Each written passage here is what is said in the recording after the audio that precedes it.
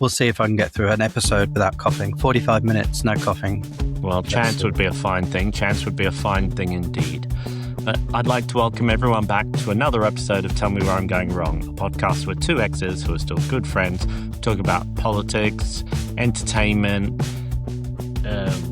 coughing. I don't know.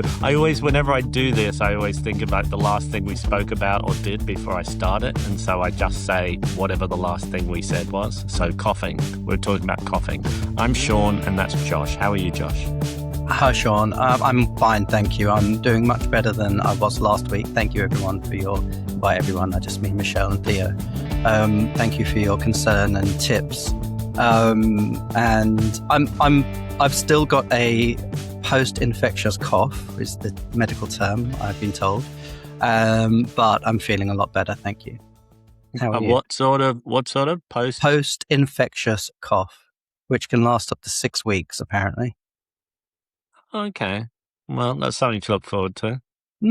So for the next 5 episodes, I may be coughing. I'm going to try really hard. I mean, it's an involuntary thing anyway, but I'm going to try as much as is possible to suppress my cough for the next 40 minutes. My drama this week is I'm trying to see how long I can go without paying for a haircut.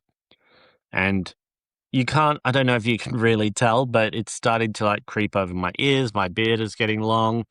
And I don't know. You know, you've seen me in the past where I've had longer hair. Mm-hmm. And you've seen me where my beard has been like really bushy. Mm-hmm.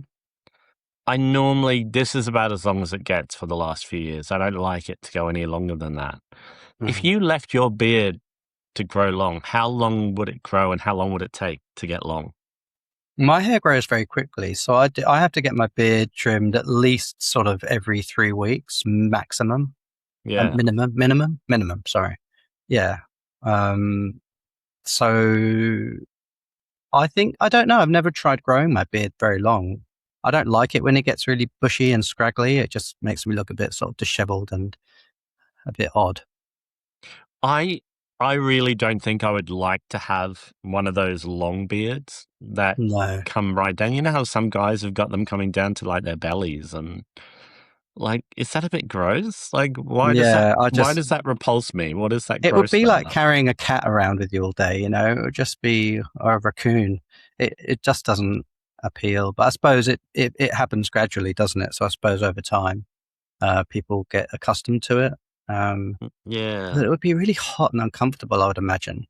Like, ugh. Also, like, what is it? You know, like how we dress certain ways or we style ourselves certain ways. I can't imagine being socialized into thinking beards are an acceptable thing for me, you know?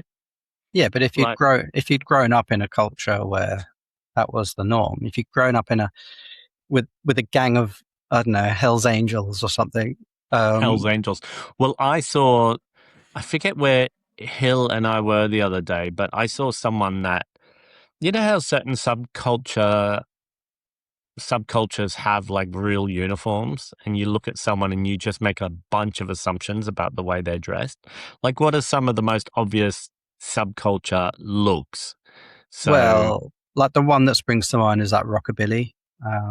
Yeah. It's a very distinctive look, isn't it? Well, I saw one the other day that gave me throwback to Australia, how a lot of young men used to dress in Australia when I was young.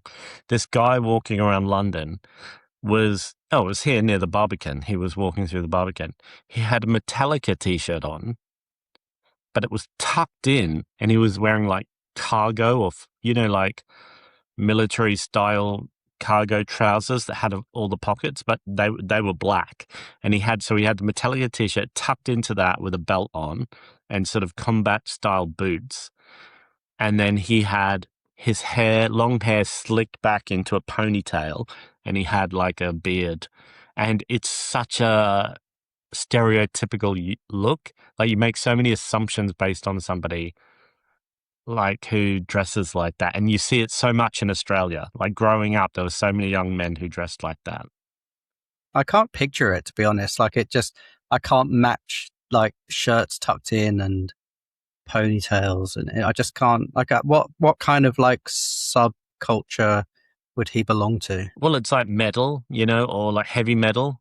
Okay. So, he'd probably listen to Sepultura, like Metallica, Iron Maiden, and he might let's really stereotype here. He's probably in some sort of job like IT, or like the like data sort of job or something. So that's what I imagine. Of course, everybody's completely different, but that Hmm. stereotype in my brain goes along with that look. And yeah, so Well, I couldn't. we may be judging him incorrectly, but yeah. Well, I'm just sharing my observations, but I grew up with people, especially where I lived in Redcliffe, which was the like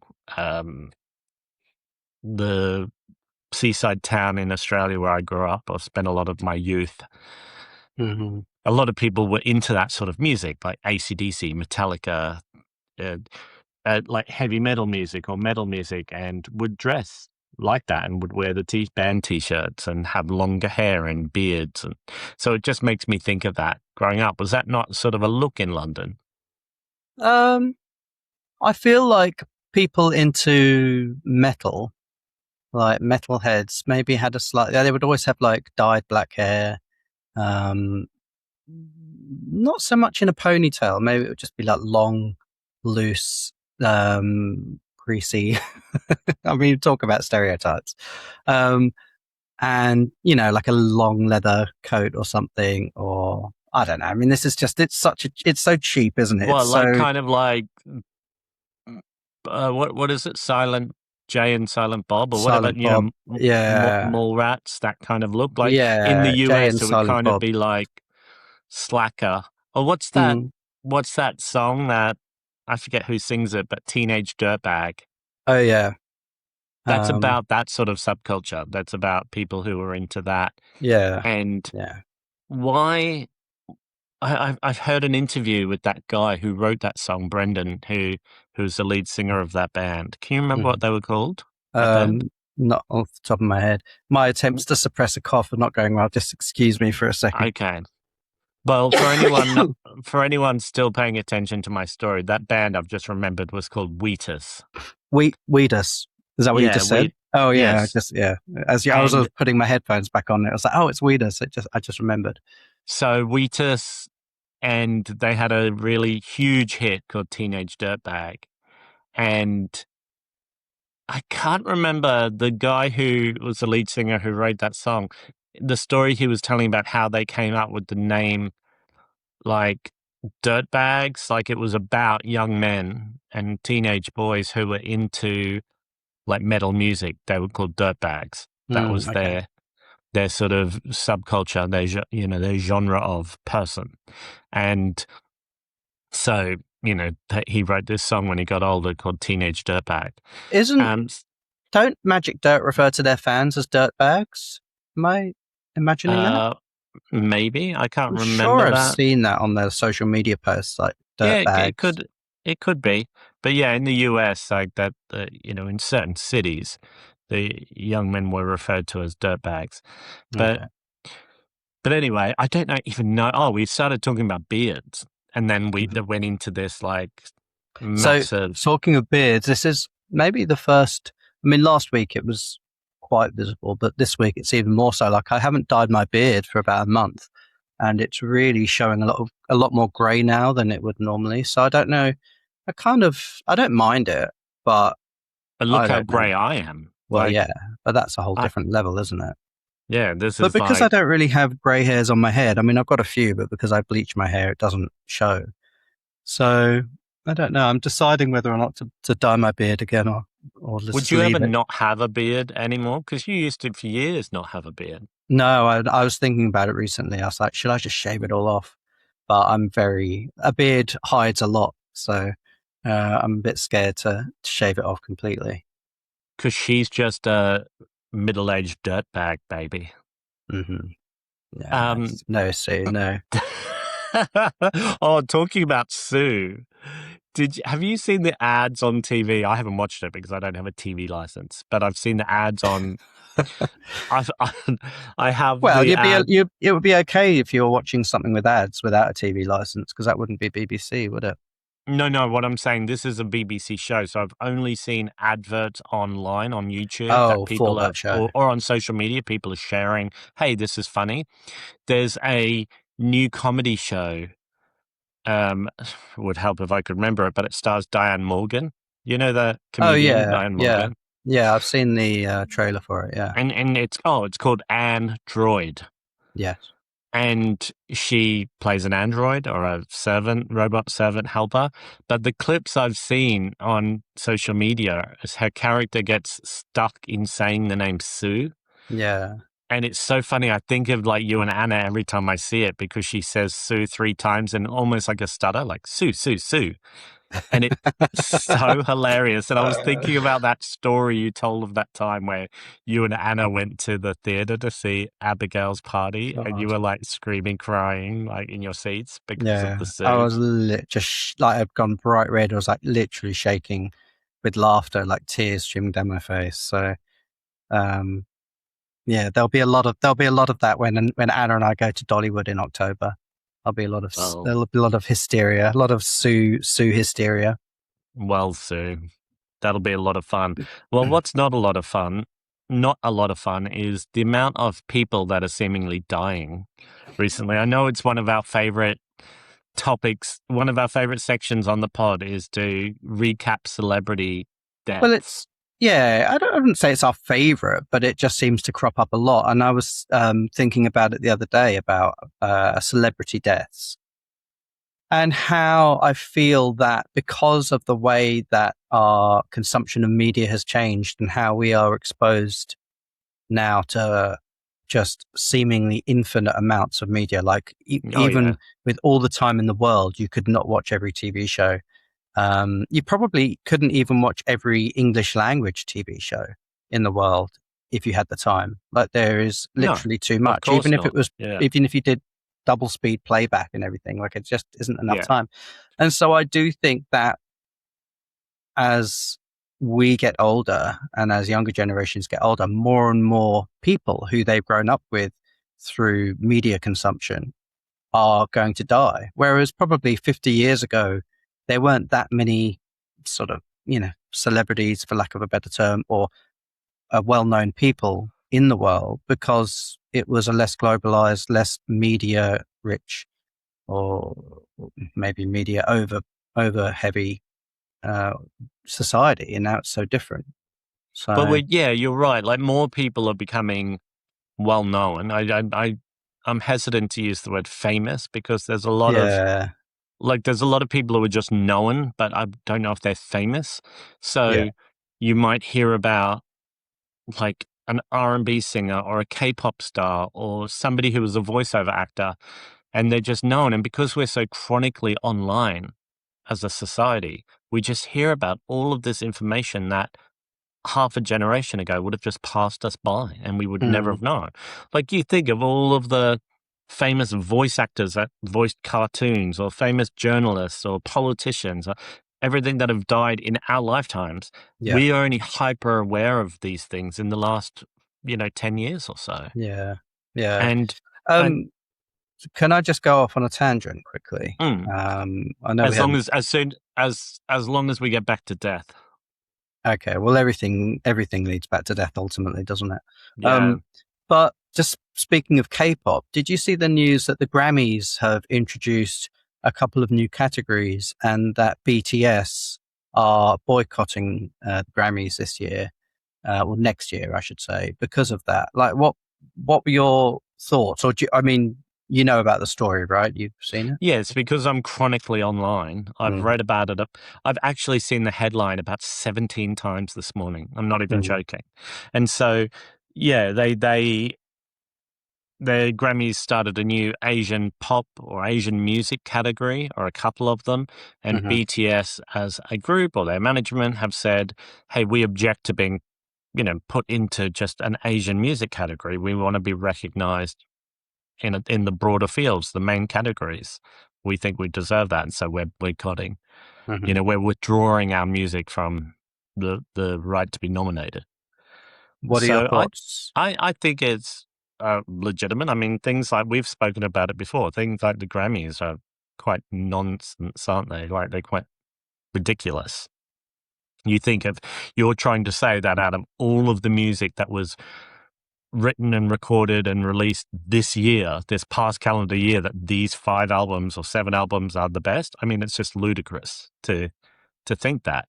And so I think they're well within their rights. I mean, lots of other artists have had problems with the Grammys. I think Eminem had a famous, beef with them where he thought of them as like a joke and didn't want anything to do with them. And he said he was boycotting. I don't know if it lasted forever. He said he was boycotting the Grammys.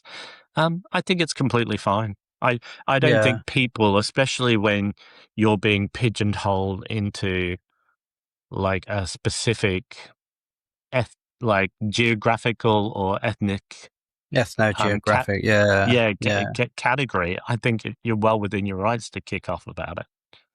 Yeah, I I think that the Grammys are just, or the notion of categories within awards are inherently problematic. I mean, things are divided by gender, things are divided by geography, things are divided by so many different things. So I just do think it's incredibly reductive and problematic. But yeah, that decision by the Grammys, I think it could either be looked at two different ways. And the first way is that they were being very sort of like exclusionary, and there are subtones of racism, in the sense that they were like, oh God, all these K-pop bands are winning best, album or whatever the fucking category is. I don't know. And yeah, so it's a way to exclude them from that. Oh, well, we'll just give them their own category so that they can't pollute, the other categories. That's one way of looking at it. Or the other way is just a very um, sort of paternalistic kind of like, oh, we should give these people their own category because they're different or something. Just this very simplistic, problematic way of approaching it. So I don't know yeah. It's why. super problematic. Like from beginning to And end, it's problematic. and why do these award ceremonies, whether it's the Grammys, the Oscars, whatever, why are they always so backwards? And they do these things. It's like, the Oscars so white thing a few years back. And it's like, surely there are some intelligent, socially aware, progressive thinkers in those organizations. But No. they just do these ridiculous things and then they get called out and then they're like, oh no, we didn't mean it. And it's just like, Well, well, why do it in the first I mean, place? not to be So, conspiracy theorists, but a lot of these organizations are part of industries that openly farm and like produce people like movie stars and singing stars, and there's payola and there's yeah, industry, there's there's nepotism, there's abuse of power, and yeah, there's they're like not. controlling practices, there's exploitation of young people, there's sex predators being promoted to like industry heads, and they become multimillionaires or billionaires. I mean, it's all just broken and awful. It's terrible. Mm, mm. It's terrible. And, young people are exploited. Talking about, if we were any good at editing, like I always say, this part now where I'm going to talk about when people die again, we could slice Oh, that bit about BTS and move it past this because I'm going to go back to death again. okay. But did you hear about, or do you know about the Irish artist called Glen Hansard? Only, to be honest, I'd never heard of him before until he died. And I've seen a lot of people posting on Instagram about him. And I looked at some of his videos that they were posting, and he seems like he was an incredible singer, musician, Yeah. storyteller. But I'd never heard of him before. Did you know who he was? I had heard of him, but I had mostly heard of him about derogatory things. Oh, And really? I mean, to give people a little insight, Glenn Hansard died within the last 2 days of a motor in a motorcycle crash, and he's aged 56. He was an Irish musician, and he was an Academy Award winner. So, well, first of all, you and I might have probably seen him in The Commitments. He was in the movie The Commitments. You've seen that, haven't you? A Yeah. long time ago, So he yeah. was in that, and then he co-wrote a song for a movie called Once, and he starred in it. And that song that he wrote, what was it called? Like Falling Away or something. I can't even remember the name of it. It won Best Song at the Academy Awards, talking about ridiculous award ceremonies, but it won Best Song that year that it came out from this movie Once. And then that show Once went on to become like a Broadway production musical, and it won Tony Awards. So he's been quite a successful artist, and he's considered to be quite esteemed by people like Bono and Bruce Springsteen, and, you know, like serious musos who appreciate him and say nice things about him. The song that he co-wrote with an artist. Now, I'm going to have to really practice saying her name. Marketa Iglova. They were in a band together, and they wrote that song together, and they starred in the movie Once together. He met her when he was in his late 30s, like 36, and she was 12. He met her and was friends with her father and her family, and then they started a band and a relationship together when I think she was about 17. And I'm like, okay, this is really gross, right? Am I like straight away going for the overreaction, or is this like straight away red flags to you? No, that is, yeah, there's something very wrong there. And like they were only together for a very short time, and then they continued on and off to make music together right up until a few years ago. Sporadically, they would make music together and sometimes tour. But to be that much older than someone and to know them since they were a child, to me is kind of gross, right? Like it's... Yeah. I really cannot get on board with anyone who's, even if it was when she was 21 that they'd started a relationship. I think if you've known someone as a child, I think it's really odd to And to you end up. were not only an adult, but you were approaching middle age. Yeah. Yeah, I think that's very odd. So, But you know, like we've talked a lot about like separating the artist from the art. And, you know, this person is apparently a very acclaimed musician, but I haven't known much about him apart from whispers online that people say, oh, wasn't it weird that he was like 36 and she was 13 when they met? And then, you know, I always heard that. I never bothered to listen to the music. I didn't feel like it was for me or whatever. But over the last day or so, I've gone to listen to some of it, and I'm like, oh yeah, it sounds like a serious singer-songwriter, sounds like talented. But when I read more about this relationship and how it evolved and where it started, it just really creeped me out. I didn't like it. It's a bit fishy, Sue. I don't like it. Also, there's a whole bunch of stuff online, you know, like a lot of it rumor mill sort of business, but people saying, yeah, he's long been known in like music circles for having inappropriate relationships with young women, like people who are 17. And so, you know, like, and that doesn't surprise me. Should we just like, should this podcast just become, as this phenomenon that we're talking about, like all these people are dying, should this podcast just become a like talking shit of the dead podcast? Why not? Like, it's just like reading the dead to filth. Well, the dead can't sue. The dead can't talk back. No. Or can they? Or can they sue? Can they? And then the French DJ just died, Kavinsky. He was like really famous. He wrote that piece of music that became a global hit called Night Call, and it was used in that movie called Drive. And it was like a really, really famous piece of music. And he recently had drama with Lady Gaga over this piece of music because, you know, she did that live gothic interpretation of the Mayhem album. When she did I think it was Die With a Smile in this sort of gothic droney sound. It sounded a lot like his song, and she said it was the inspiration. And he got all angry and wrote things online saying that How, he wasn't consulted. how old was he? He was, I think, 50. How did he die? Well, I don't know. I mean, the news says that he maybe had a heart attack or a stroke, Did he and that die he'd with a, been. did he die with a smile? Stu, that is absolutely outrageous.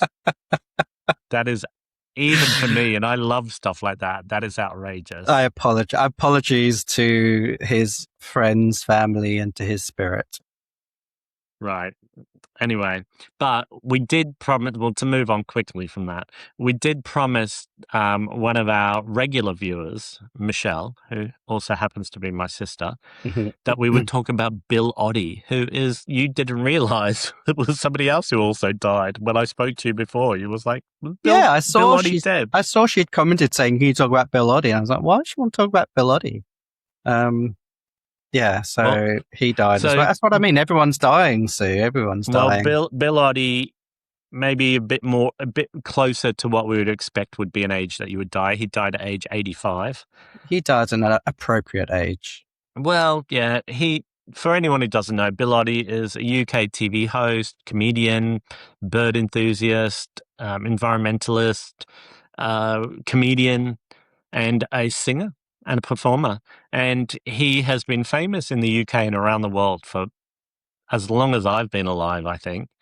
And he was most known, especially to me, in Australia as a member of a TV show and comedy troupe called The Goodies. Now, before we came online, I was asking you, what do you know about The Goodies? Did you used to watch The Goodies? And you were saying you didn't really watch it.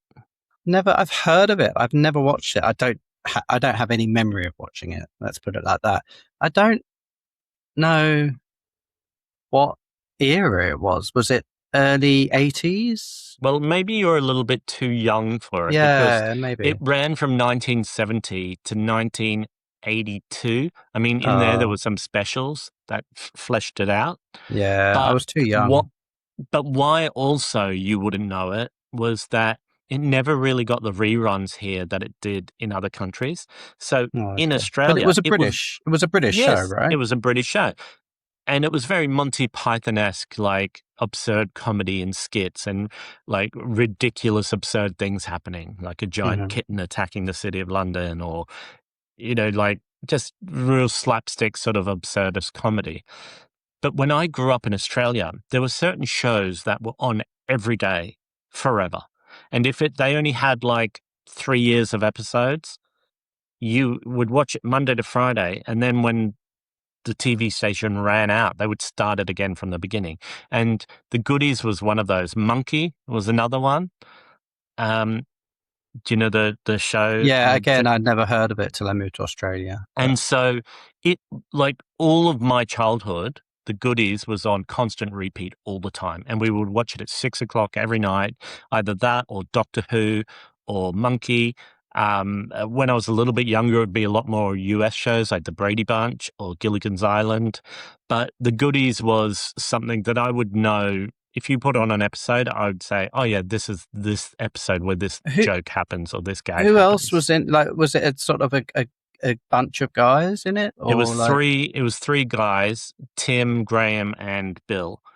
And I think the most famous who went on to appear on a lot of these sorts of panel shows. I mean, Bill Oddie was probably the most famous because he hosted a lot of like nature shows for the BBC. That's what I know Bill Oddie from, is all the nature stuff. Yeah, like Spring Watch and those sorts of shows. But Tim Brooke Taylor, does that name sound familiar to you? No. Oh, okay.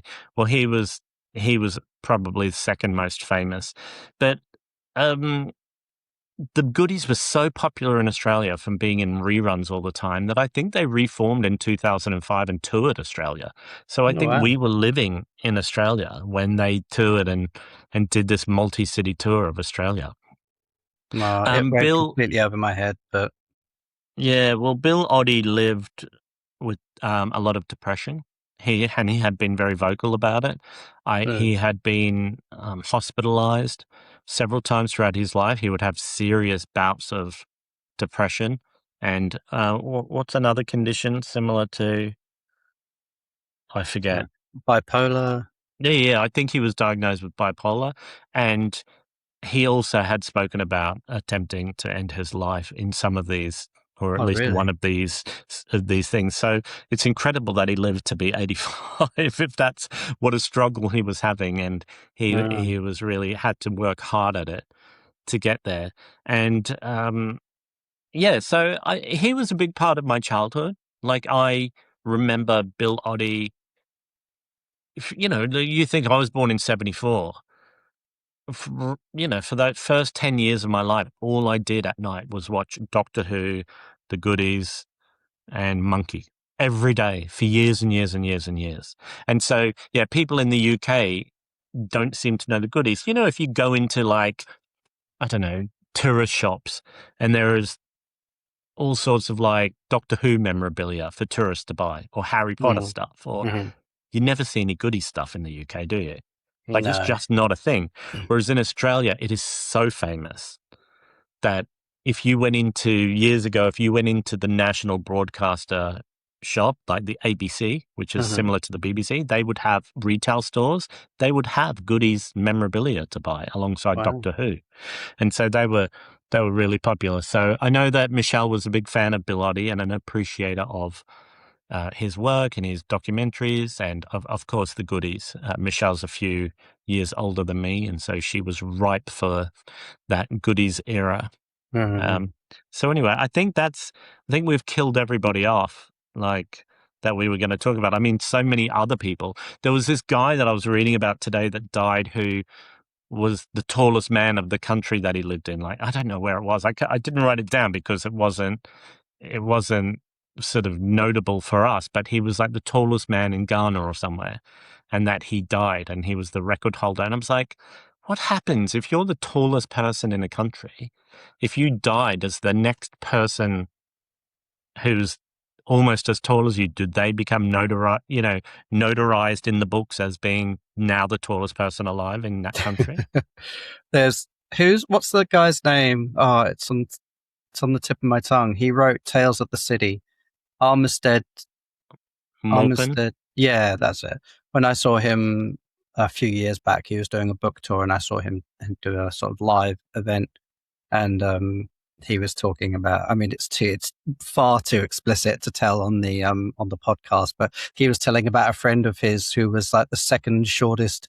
The second shortest woman in America at the time. I mean, this would have been like the 70s, 80s or something. And yeah, he tells this story about her saying, "Oh, there's this little fucking bitch, and she's like, half an inch shorter than me, like." And anyway, that's and I can't repeat the rest of the story because it's outrageously explicit. But anyway, um, yeah. Um, Well, well, that congratulations to the formerly second tallest person in that country that we can't name. well, Uh, that's odd, isn't it? So, Congratulations. what do you think about this Boy George drama that's going on? Do you want to fill people in on what's going on? Well, um, Boy George has a bit of a history of saying outrageous and controversial things and being incredibly combative and um, I'm trying to choose my words carefully, but he's a controversial figure, and he's put out a new single in My support God, of Israel. And I can't even. What's the name of it? it is called "We Will Dance Again." We Will Dance Again. That's right. And it's basically. I've not listened to the whole thing. I don't want to give him the 0.02 pence of Spotify fees or whatever. But I've listened to like the first verse and chorus, and it's a sort of reggae inspired or reggae adjacent song. And it's talking about how Israel Mm. are completely justified in what they're doing as a response to October 7th, and that what some people call genocide, he just calls war, and people die in war, and that's just it. Like, I mean, it's almost amusing just how out of touch and poor taste it is. Okay, I'm highly suspicious. Hmm, Highly suspicious, and this is conjecture. Don't sue me. I don't know if this is real. Do you know how Israel has been found out to have been paying influencers around the world to say positive or favorable things about Israel? And people have been found out and have said, yes, I got money. Right? I That's a didn't fact. know that. That's not conjecture. The bit I'm conjecturing about is I'm suspicious that Boy George might have been paid to do this because I can't think of any other reason why somebody would do this. It's so ludicrous. And he made it using AI software.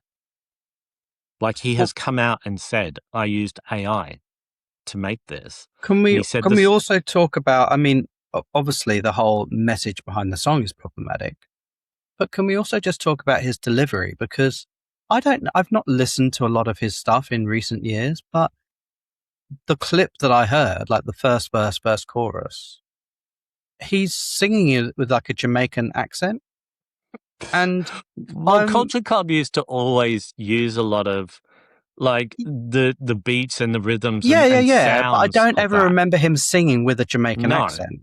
no, he would just sing with an English accent. Yeah. Yeah, but this song he's singing with a distinctive Jamaican accent, and I'm just like, what what is going on? Like, why would he think it's okay to put out a song like that, and why is he singing it with a Jamaican accent? Like, it's so fucked on so many levels. Oh, it's terrible. I mean, this article that I'm reading on Paste Magazine that I had open to read before this, it has some of the lyrics from the song. And like you said, George says, you say genocide, I say war. When you're attacked, that's what army's for.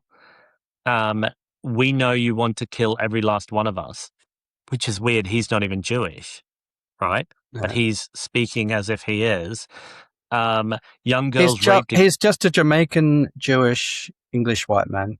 And he says about people who have supported Gaza, he sings, condemn the Jews with selective memory, musicians holding flags, mouthing like sheep. If you're ever confused, I stand with the Jews. I don't feel brave. I just need to behave like a human. It's so weird. This article, though, ends up saying he concludes the song by repeating its opening refrain in Hebrew, but he doesn't once mention the 73,000 Palestinians killed in Gaza since October 2023. Um, it is ludicrous. I can only think that he's doing it for money because I can't understand why anyone would create a piece of art. Like, I'm Do you hesitant to think use he that used word. AI to write the song? Well, he said here, like in a Threads post, he said, this is a quote from Boy George. The song was created using AI. I call it AI for good. Truthfully, I would struggle to write this with a human. He said that he wrote it with AI and maybe made it with AI, like the music. And maybe even Right, it's not his voice. Like maybe that's why it right, sounds weird. Maybe yeah, maybe he told AI, make it sound like a Culture Club song. They've gone back through the Culture Club catalog in an instant of a second and heard all of these like reggae and Caribbean and Jamaican sounds that Culture Club used to use. And they've just gone, yeah. oh, this is a reggae song. And it's made him sound more, you know? It's just bizarre. It's just a It's bizarre terrible. I find move. it shocking, upsetting. He's just a disgrace, absolute Well, disgrace. And well, like I won't be giving it another listen. Put it that way. he said that they were murdered for the crime of dancing. That's what he says that Hamas did to on October 7th. They attacked them for the crime of dancing. I mean, it's just fucking nonsense. Like it makes me I sick. mean, the only good thing I can say to come out of it is that it does refocus maybe the media's attention a little bit, perhaps, on what's going on, because the genocide in Gaza has not come to an end. I mean, it's still Yes. and it's And the news has cycle is, branched out to other countries where Israel is invading and killing other countries and territories. well, yeah, the news cycle is so fast paced, and there's just so much happening in the world all the time that it's just kind of that's that conflict or that genocide, or whatever name you want to call it, war, if you're Boy George, that war is just, it's just part of the background noise now, isn't it? It's like, oh yeah, that's happening. Like that's been happening for a few years. That will just And keep on happening. I Like, mean, everybody online is dragging him and just saying this is the most ludicrous thing. I mean, people are attacking him for the views of standing up for what Israel's doing, for the sort of creative ineptness of using AI, of that not being ethical, using AI to create music, the fact that, he has spent time in prison for um, like an abusive act where he restrained like domestic and violence, wasn't it? he held captive like a escort or a sex worker, Mhm. and there are claims. Claims. I mean, he was found guilty and went to prison for over a year, I think. So in the US, and so people are saying, like, why would anybody want to listen to somebody talking about what's right or wrong when they've been in prison for violence against somebody? And, Mm, you know, mm. so anyway, Well, it's problematic to say it's the just least. it's just the latest in a long line of very bizarre, problematic things that he's said and done. So, Also, like, he sometimes is on the right side of history. Like, he's been standing up and calling out transphobic people on social media the last few years, mm, including people like J.K. Rowling and Marilyn. Marilyn, the singer from the 80s, who yeah, was one of George's best friends, has been, calling them out and telling them to get over it, blah, blah, blah. But then comes out with not even clangers, like this really offensive stuff that has no business being involved in, mm, and doing it in a Jamaican accent. yeah. Like, I just don't know what that's about. But yeah, it wouldn't surprise me if that was AI. Now, talking of AI, just quickly before we wrap up, I'm in a bit of Yeah, a quandary, yeah, and I was going to ask what your thoughts were. So, yeah, I've written a song, and the way I hear it in my head is a very sort of like, pop punk, shimmery, sort of upbeat number, right? I yes, don't have the technical expertise or the instrumentation or the equipment or frankly the patience to record um, a demo of it the way I hear it in my head. yeah, Um, I can just do an acoustic guitar version with vocals, and that's it. I can mess around a bit on like GarageBand on my laptop, but it's clunky. I don't have a budget. I don't have any money to invest in a recording of it. And I was looking at these YouTube videos of people who are showing there's this AI software. I can't remember. It's called Suno, I think, yeah, Suno. And they're saying you can upload your rough demo and um, give it prompts. Say, I want it to sound like this song, maybe, or yeah, I want it to have this kind of vibe. And it will yeah. convert your rough demo into like a proper demo with instrumentation and everything like that. I don't know if I don't like the idea of doing that because I don't know then if they own the rights to anything. I don't know if this is still recording or not because it's saying trying to reconnect. If this is still recording and up, you've oh yeah, you've gone. So this is still recording. So I'm just going to finish the episode and see if we can we can end the episode like this. Okay, right. Let me put you on speaker. Hang on. Okay, for anybody who is wondering what's going on, I was talking to Josh and I was just about to launch into a tirade against him for suggesting using AI, and his internet cut out and he just disappeared, and I just sat here staring at my screen. So I'm going to finish this episode. It's about right on time anyway. We wouldn't have had time for um, that whole discussion. Maybe that's next week's episode. But if you could like, subscribe, or comment wherever you're listening or watching this, we'd really appreciate that. We have lots of events coming up. Josh is running the Queer Open Mic every month. Check it out. We'll put the links for all of our events in the description below the video. I'm hosting Queer Vegan Disco. I've got all sorts of things coming up, like a supper club at Unity Diner to raise money for animals. And we'd love to see you at some events if you're in London. If not, we're happy to see you here online. So, Josh, do you want to say goodbye? Yes, I'm just trying to figure out what's going on, but apologies for the weird connection issues. And yes, let me know your thoughts on my AI dilemma, and we'll be back in your feeds next week. Okay, take care, everyone. Bye.